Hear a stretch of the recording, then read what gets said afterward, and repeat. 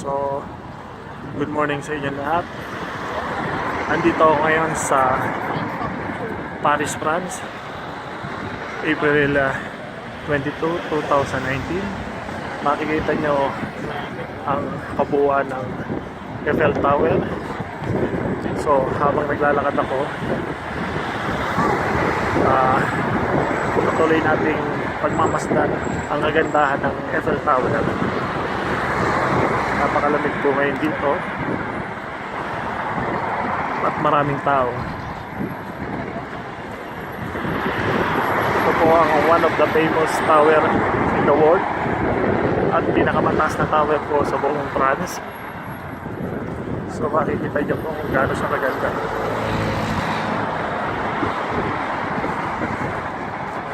Ito po ay isa sa mga bucket list ko na matagal ko nung tinarget na mapuntahan, pero ngayon ito na po ako. Nandito na po ako sa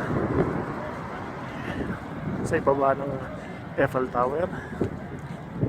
So isa ako sa mga lucky person na nakarating dito kahit 2 hours drive patungo dito galing sa Le Havre, France.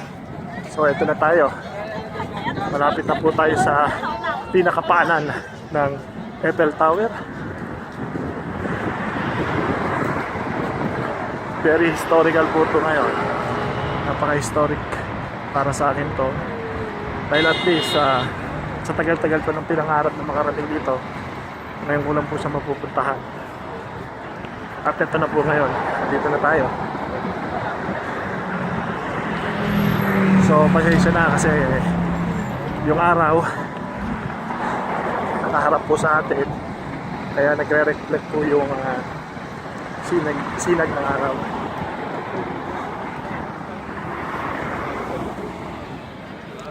So pupuntahan po natin ang pinakailalim. Ito po mga tao, napakadaming tao. Unbelievable tower. Kung titignan nyo po siya, ay parang pangkaraniwan lang siyang television tower, pero ito po siya ngayon. Kaya po, tawid na po tayo. Ang dami pong tao, iba-ibang nationality po ang nandito ngayon.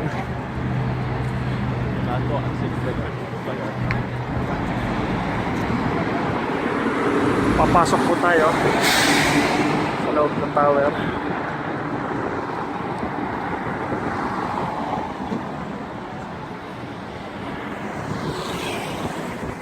Ito po siya. Nagpapakita lang po ako sa video. Nandito po ako sa tower.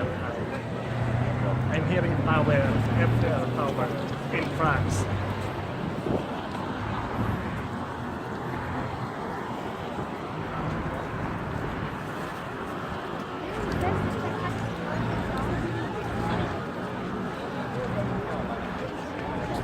Dito po ang pagpasok. Ito po ang tingnan po natin ang pinaka-kabuuan ng Eiffel Tower na to. Ayan po siya.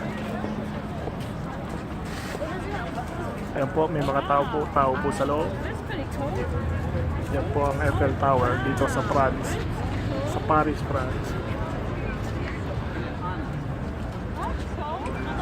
Dami mong tao.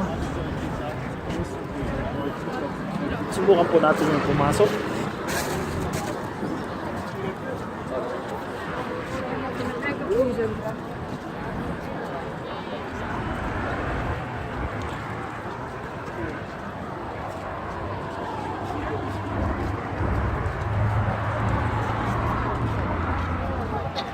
Mali, ito na naman po ako.